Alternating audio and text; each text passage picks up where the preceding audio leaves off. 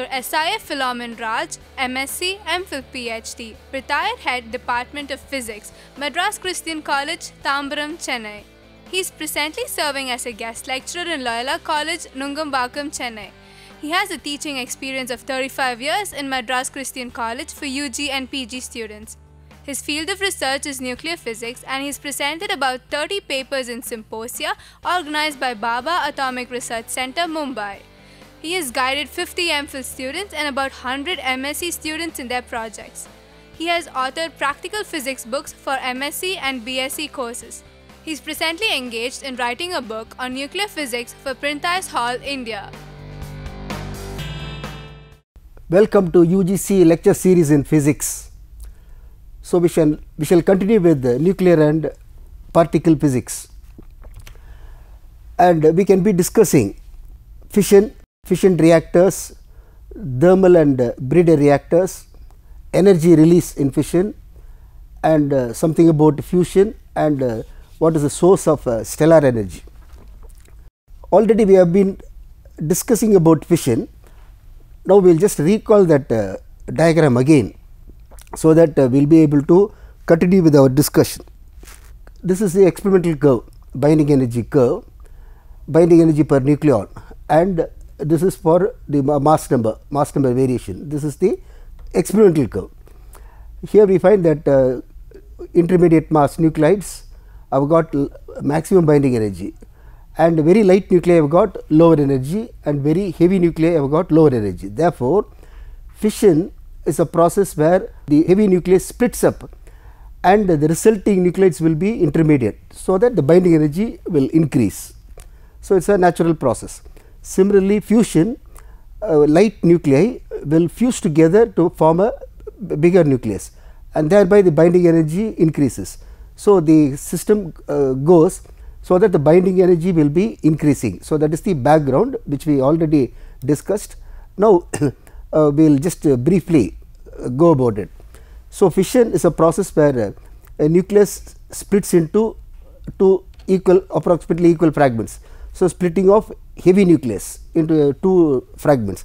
One fragment will be uranium splitting into barium and krypton. We are not given the isotopes, but generally barium and krypton, and it can be samarium and xenon. So, there are various possibilities. Here we are just spelling out so that to talk about the binding energy. So, here the uranium will be in this region, mass number. So, the binding energy will be lower, binding energy per nucleon will be lower, whereas this barium and krypton will be in this region. So, the binding energy per nucleon will be larger. Therefore, in this process the binding energy has increased. Now, here we have got types of fission. If we take uranium is the naturally occurring element which has got maximum number of proton, that is uranium 92, Z is 92. After uranium, all are artificially produced elements. So, the uranium has got a very unstable element, among the naturally occurring elements most unstable, and all the same it can sometimes it cannot undergo fission spontaneously because it is a critical energy. And two types of fission we talk about. One is spontaneous, that is by itself occurring without any extra energy given to that. The other one is induced fission. For example, you have to induce using neutron or X-ray. Generally it is called photofission, neutron fission, neutron induced fission, or photofission, where we use gamma ray or X-ray, etc. Now, when you say spontaneous, all elements after uranium are very unstable, and therefore they will undergo fission spontaneously by itself. That is why they do not occur in nature. For example, fermium 100, Z equal to 100, or much more 101, we have got elements 101, 102. Those things those elements do not require any induced energy to undergo fission. They will undergo fission spontaneously, whereas uranium is the critical stage where we have to induce something, some energy has to be induced in order to make it undergo fission. and so that is what we call as critical energy, the energy required to initiate fission is in a process. So, if we take for very light nuclei, like example if we take calcium 2040 calcium, or even if you take barium, krypton, those are by fragments of a fission process. So, they are stable. So, when they are stable, if you want to split up that for example barium, you need to have a very large energy required, that is critical energy is the energy required to initiate fission in a nucleus. So, that energy required will be large naturally because they are stable.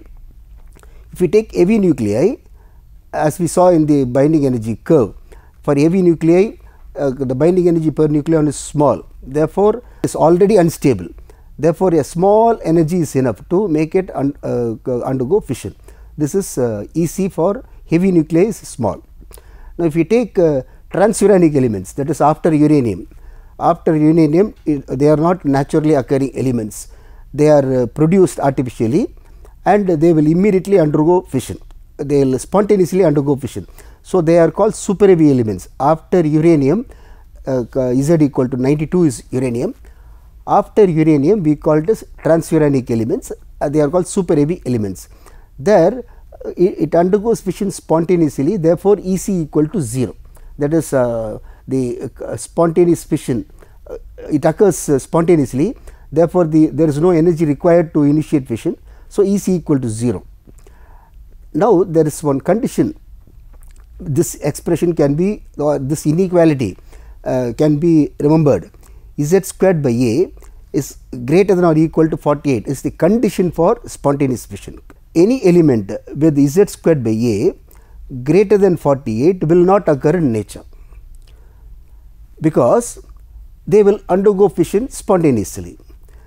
So, all naturally occurring elements will have Z squared by A less than or equal to 48, and if we take uranium 92 235, if we take, we have to just take 92. So, Z squared is 92 squared by 235. If you just calculate, you will find that it is equal to 36, which is smaller than 48. Therefore, it is available in nature. If we take some other element like 102 or 103, that super heavy element, there if you multiply and see and mass number, it will be greater than 48, and such an element will not exist in nature, because it will undergo fission spontaneously. Now, for a fission reactor, one has to choose Z squared by A as large as possible, only then this EC will be small, If we take for calcium 2040, what is Z squared by A? Calcium 2040, so it is 20 squared by 40, 20 squared by 40. So, 400 by, so what we will get is 10, 400 by 40 which is 10, which is much smaller than 48. Therefore, it becomes more stable. So, this condition Z squared by A can be said as it is a condition for spontaneous fission, or as Z squared by A becomes smaller and smaller, the nucleus will become more and more stable, and therefore, unsuitable for a reactor or unsuitable for a fission process it will be. So, for a reactor we have to choose large Z squared by A. As we said, in nature uranium has got the maximum number Z equal to 92, that is available in nature. After that 93, those things have to be artificially produced. Now, there is no point in producing something artificially and then making undergo fission. So, we have to take only what is available in nature and that which is very suitable, that which has got Z squared by a large quantity. Now, if we take natural uranium, it has got only two isotopes, uranium 235 and uranium 238 with Z equal to 92 both cases. Now, the 235 is only 0.7% and it requires slow neutron, that is neutrons with the energy EV, they are called thermal neutrons or slow neutrons. And uranium 238 has got 99.3% in nature, and that requires fast neutron. When you say fast neutron, the energy will be in MeV, that is 10 power 6 eV.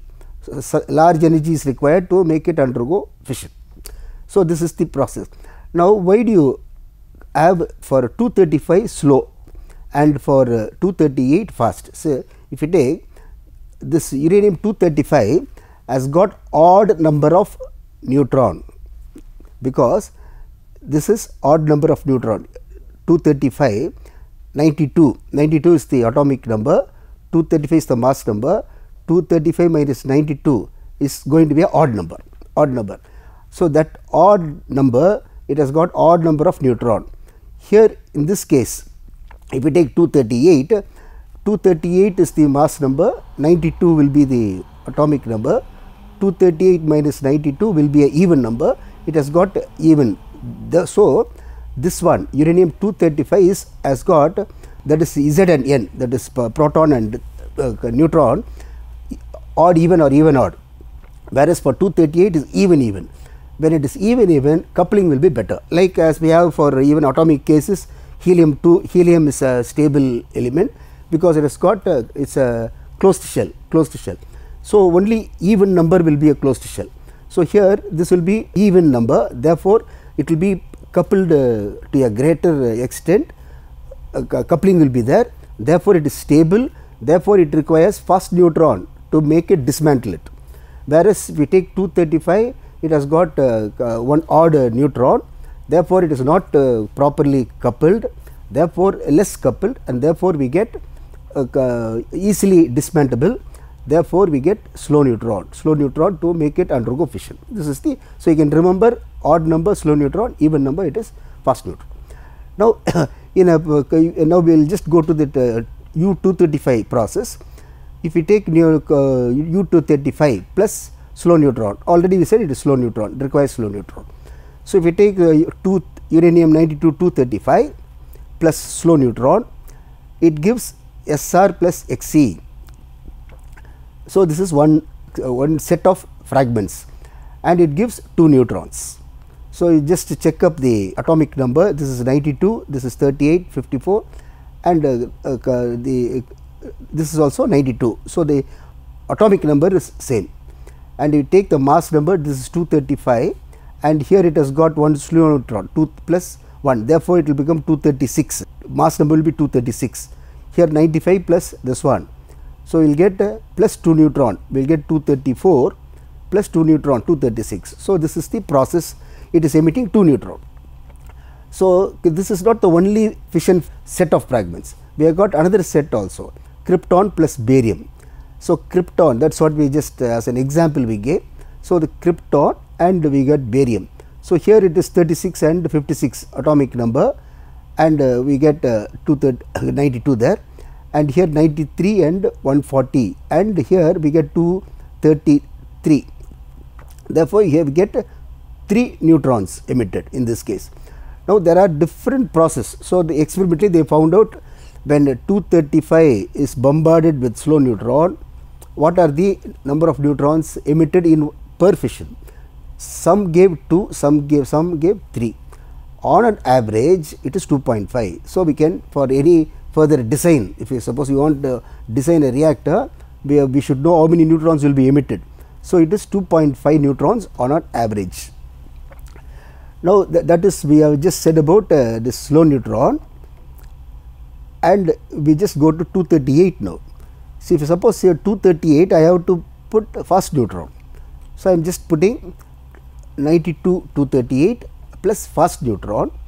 This gives, what happens is, this fast neutron gets embedded, it becomes 239, it is a compound nucleus. Already we discussed in the nuclear reactions, it forms a compound nucleus. This neutron gets embedded as 239 and this 239 emits a beta particle. Say this 92 becomes 93. So, it emits a beta particle, that is a beta minus particle. Beta minus particle, mass number remains the same, it emits a beta minus particle and thereby it becomes neptunium, and this neptunium again emits a beta minus particle and becomes plutonium, 239, we get plutonium. So, what we get here is, see, we get 238 and once it is fast neutron is bombarded, we get plutonium 239. This plutonium 239 is also fissionable. We can make it undergo fission, plutonium, because we said here the Z squared by A, it will be still more larger, Z squared by A, and therefore this will be more fertile for possible, there is a more greater possibility for undergoing fission. This is again a fuel, is a fuel for fission reactor. That is why we call it as a breeder reactor. See, this fast neutron, it is able to breed a fuel.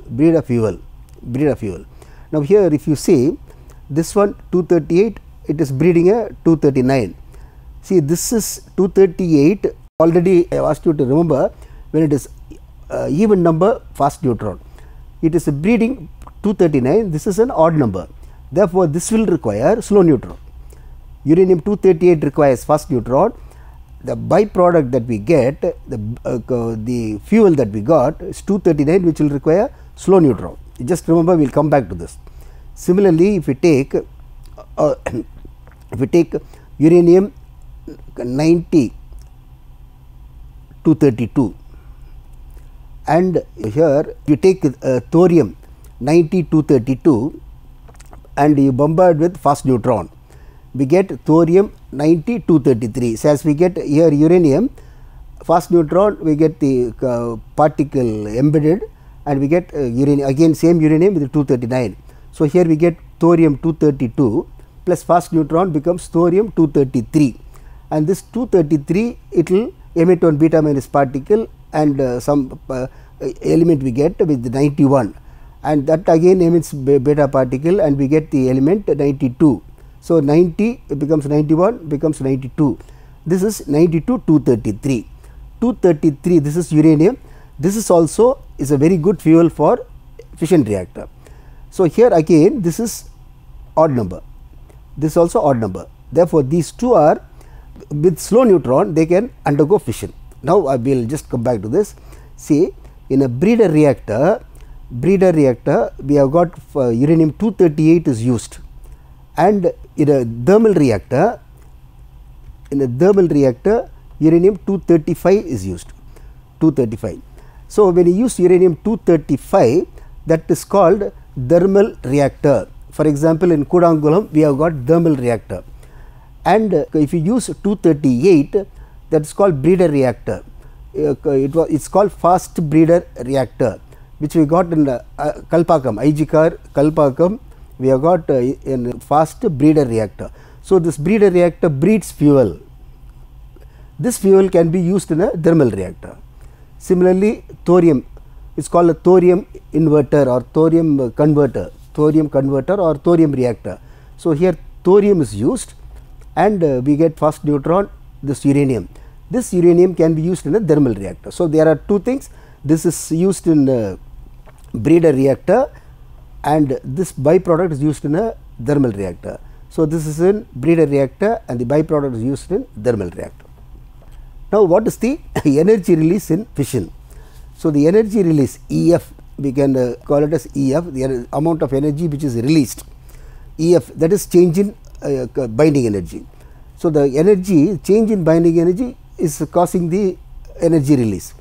What is change in binding energy per nucleon? So, when you go back to the diagram, already we have binding energy curve, we already discussed that the binding energy for the fragments is larger, it is about 8.5, and the binding energy for the parent nucleus, that is the heavy nucleus, it is 7.6 smaller. Here for example, this is the binding energy of barium and krypton, binding energy per nucleon for barium and krypton. This is binding energy per nucleon of uranium. So, there is change in binding energy. What is the change in binding energy per nucleon? It is 0.9. So, what is change in binding energy? So, I have to take this A the other side. So, the change in binding energy will be 0.9 into the mass number A, and 0.9 into mass number is 236.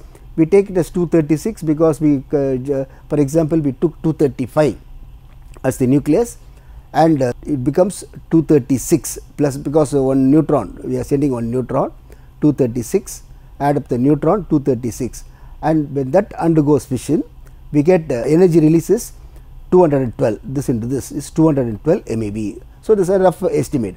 So, generally what we get is energy release in a fission process is about 200 MeV, because different fragments are there, like as we said, barium and krypton and other products. So, based on that it will have either about 200. In this particular case is 212. The EF can also be calculated from Coulomb energy of fragments. See, what happens is actually the uranium undergoes fission. So, the uranium splits into barium and krypton, two elements. Now, when they are touching, it will have maximum potential energy, that is Coulomb energy, and that with that energy they will separate. When they separate, they will be converted to kinetic energy. So, the Coulomb energy will be converted to kinetic energy. So, that Coulomb energy also you can calculate, then also we will be able to get the same value. Like what will be the Coulomb energy? Coulomb energy we can calculate for barium and krypton. You have to take just barium as Z1, the krypton as Z2.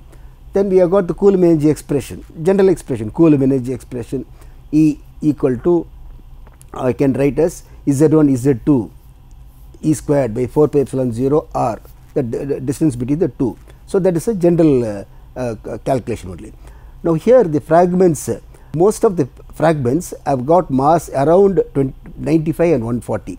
That is when uranium is splitting up, the masses of the fragments are about 95 and 140, which are stable compared to uranium.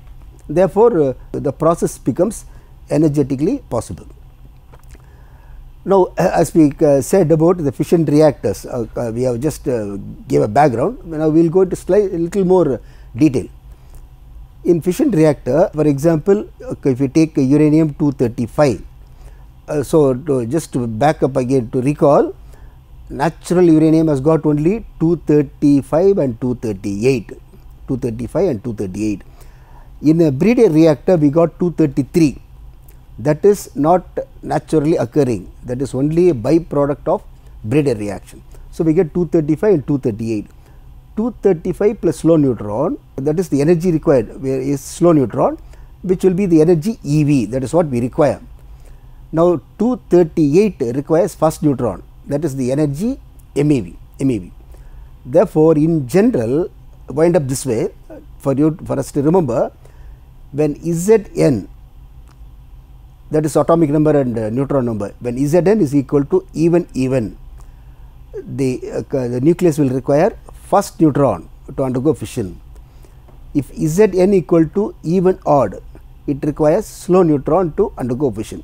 This is what we have as a general idea. Thermal reactors, when you say slow neutron, slow neutrons are also called thermal neutrons, because the energy is in the order of thermal energy, that is atmospheric energy, thermal energy.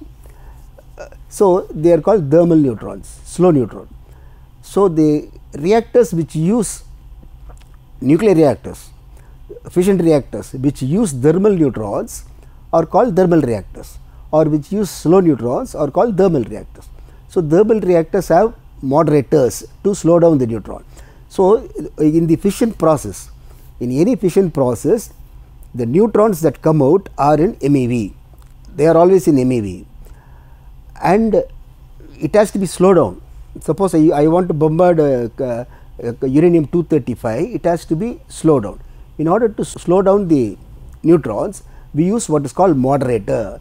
So, a reactor will have a moderator to slow. What is a moderator? It is only a system, nuclei. For example, heavy water. So, the neutrons as they go enter the medium, they will get scattered, they will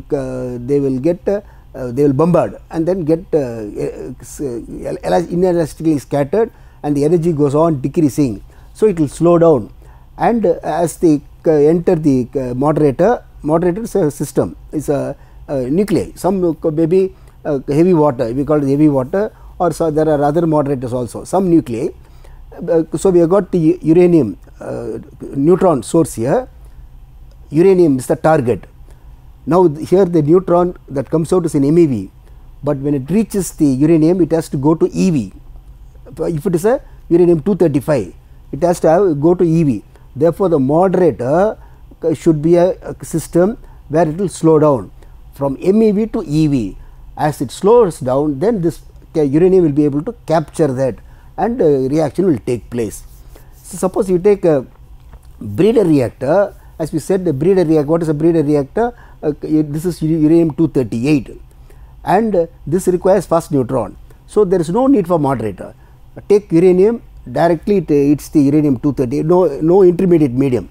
So, it will go and hit the at MEV energy, and breeder reaction will take place. Breeder reaction, already we said about breeder reaction. Uranium 238 will become plutonium 239. So, breeder reaction. So, here breeder reactors have no moderator. There is no need for moderator, no moderator. So, thermal reactors will have moderator.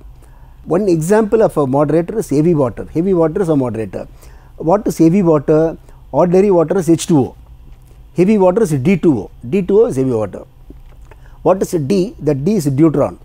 So, that is another isotope of hydrogen. Hydrogen, one isotope is H11, the other one is H2, that is proton number, neutron number will be 2, mass number will be 2. So, it will have one neutron also. D2O is a heavy water and it is a moderator. So, when the neutron is moving through the moderator, heavy water, it will get bombarded and it will slow down. So, this is the general process. Now, we can have a general idea about what is happening around us. IGCAR, that is Indira Gandhi Center for Atomic Research, IGCAR in Kalpakkam, has FBTR, that is a breeder. What is this FBTR? Fast Breeder Test Reactor. Earlier it was called test reactor, some 30 years back it was called FBTR. Now the word test goes out because there was no more testing, now it is successfully operated. So, it is called fast breeder reactor. So, it is called breeder reactor. So, here what it does, it breeds plutonium 239, it breeds uranium 233 which are not available in nature. So, they are able to breed the fuel. That fuel can be used in a thermal reactor. Now, we will just go to this other reactor, this Kudankulam as a thermal reactor which uses uranium 235, and here it uses enriched uranium. So, here I would like to say, even in the newspapers you would have studied, it is using enriched uranium. Kudankulam project is using enriched uranium. What is that enriched uranium? So, already we stated that uranium has got 235, 238. In nature only 235, 238. Now, suppose I am sending fast neutron in a breeder reactor. Fast neutron, what will happen is all the uranium 238 will get exhausted. All the uranium 238 will get exhausted. What will be remaining? 235, that is called enriched uranium. So, the natural uranium will contain 235 and 238, but when the natural uranium is used in a breeder reactor, all 238 get exhausted and what is remaining is 235, that is enriched uranium, that is used in Kudankulam thermal reactor. Now, what is neutron multiplication? Multiplies in geometric progression. Already we said for each fission 2.5 neutrons. In one fission it is 2 neutron, another fission 3 neutron. This each neutron as it comes, that will go and hit 3 other nucleus, and that is again hitting 3 other nuclei, that is again hitting 3 other nuclei. Therefore, it will go, that is called geometric progression. One neutron is sent, undergoes fission, 3 neutrons are produced, each one is producing hitting 3 nuclei, and 3 fission occurs, and after that again it's 3, so it goes on multiplying. So, it is called geometric progression. That is called multiplication factor. What is multiplication factor? Number of neutron in one generation by number of neutron in the previous generation. That is called multiplication factor. That must be maintained. K, if it is less than 1, it becomes subcritical. The energy will go down. Energy will go down and the reactor will not run. If K is greater than 1, supercritical, the number of neutron will go on increasing and it will end up in blasting of the reactor. So, in atom bomb, such a thing is happening, supercritical. So, what we need to have in a reactor is K equal to 1, critical. That is what we would have already seen in newspapers about the Kudankulam project. Reactor, it is attaining criticality. So, they will attain criticality after some time. reactor will generate power after attaining criticality. So, only after that they will start the system. So, here we have got something called prompt neutrons, which are emitted by the during fission, and delayed neutrons are the neutrons emitted after some time. They are emitted by the fragment, for example, barium and krypton. Suppose that fragment is emitting, they are called delayed neutrons.